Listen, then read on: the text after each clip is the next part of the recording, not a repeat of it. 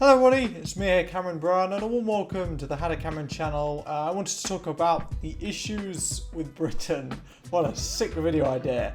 Now the idea of this video might sound a bit boring and a bit stupid, but I feel like today's video will be pretty good. I've noticed this YouTuber called Paul Joseph Watson. I've been a fan of his channel for a long time. He's pretty much a political commentator who I think balances comedy and politics very well. Even though I don't agree with every one of this guy's opinions, I cannot disagree with the fact that his videos are just flat out hilarious. And he does a series in which he talks about specific cities, specific countries, and he explains why they're bad and why they have issues. And I wanted to downplay this a little bit and talk about a city that I've been to many times and just talk about some unfortunate circumstances that I've been in. I'm going to be talking about Leicester. Woo! Where is Leicester, you may ask? Leicester is in the UK, the centre bit. It's in the East Midlands ends ting. I live quite close to Leicester and I've been many times. But I've noticed that Leicester itself is just such a shit city. I'm not even gonna lie. And I just want to talk about some issues with Leicester and cities in general. This is not just based on Leicester.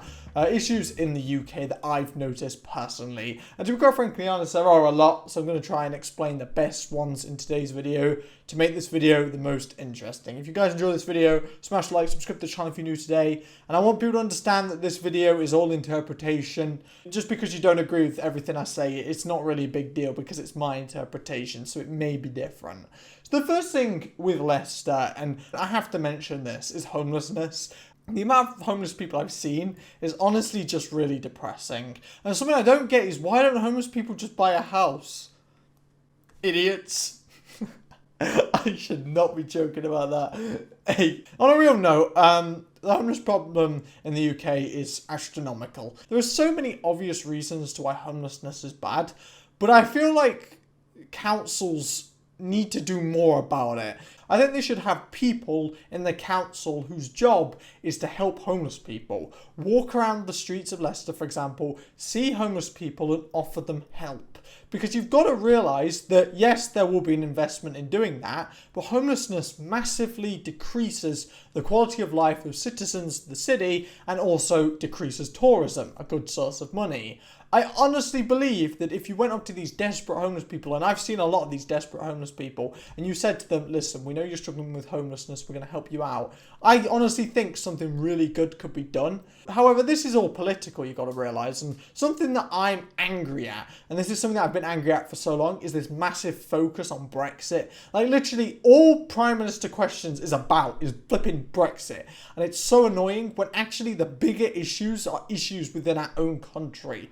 And I genuinely, because of this, just don't care about leaving the EU. Homelessness is a major issue in this country. It's hard to get a job. It's hard to get back on your feet when you're homeless. I mentioned how the council should employ people to help homeless people. What I mean by this is help these homeless people set up bank accounts, help them get jobs. Businesses, they care so much about the LGBTQ community. They'll put up images of their logo with the pride flag. Yet, surely if they're so caring of people, for example, the LGBTQ plus community, surely they should care about homeless people as well. So in that aspect, if they want to get a job but they're homeless and don't have a permanent address, they should be more open to them and give them a chance at getting a job, just if they weren't homeless. Because there are a lot of homeless people who have great qualities, yet are undermined because of their housing state. I've noticed in Leicester, especially in the city centre, this is my second thing that I don't like, is just the constant religious propaganda. Literally, sometimes there'll be Christians talking about how if you don't believe in God, you'll go straight to hell. Sometimes there's Muslims who say similar things. And it just makes me feel sad to hear, because religion has a lot of good qualities. It really does. You can't disagree with that. Lots of religions teach love, and a lot of people are religious because they believe in their morals. They want something greater in life than just be born and die. They want to know that God exists. They want that to be true, so they believe in it.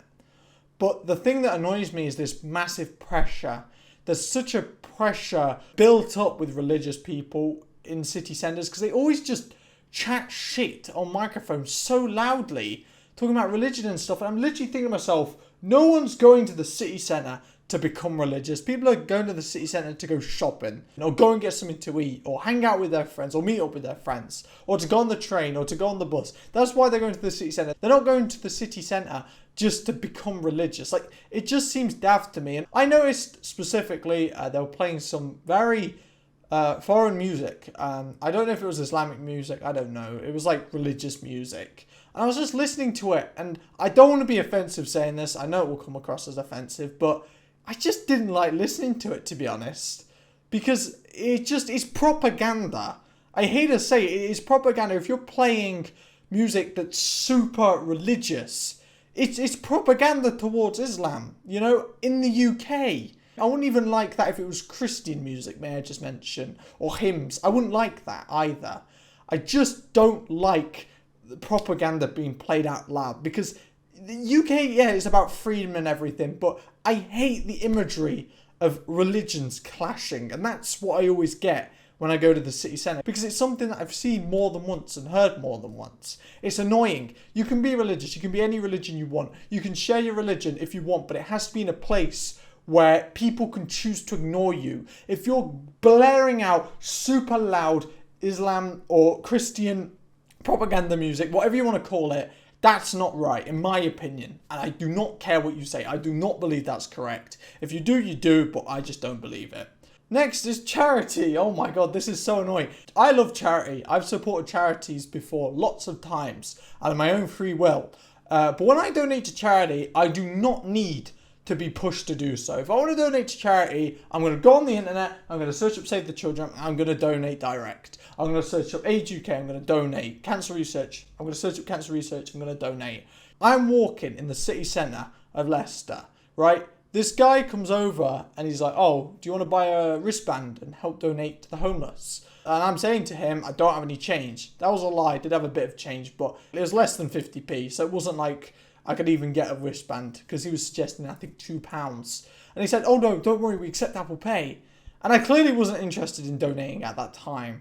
He literally stands on a higher point than me, like a higher bit of the floor. You know, I'm a tall guy, you know, so he could just get eye level to me. And I'm not saying this to be petty or anything, but it seemed like he was trying to intimidate me to donate to charity. And that just made me feel really weird. Like, he didn't seem passionate about charity.